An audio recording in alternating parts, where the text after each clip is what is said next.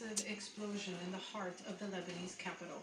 The blast sent shockwaves across Beirut, shattering windows, destroying buildings, and injuring hundreds.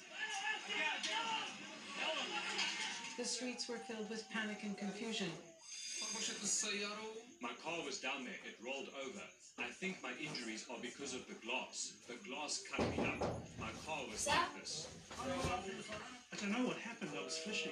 I heard there was a fire, so I began to head home. Then I heard something explode, and then this happened. I got injured. This is all I know. Rescue work began quickly.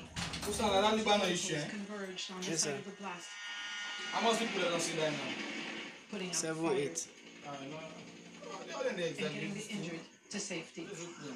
Lebanon's internal security chief confirmed the blast originated in the port district in a section housing explosive materials. Lebanon's Prime Minister Hassan Diab addressed the nation, promising that the victims would get justice for what happened.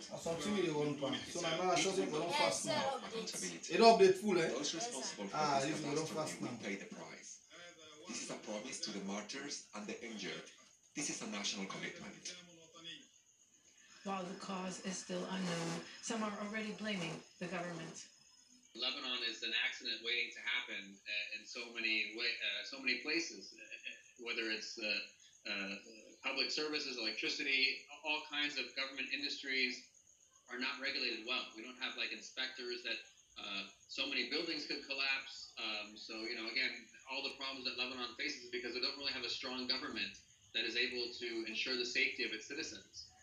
And that's been why people have been protesting. That's why the currency has been falling.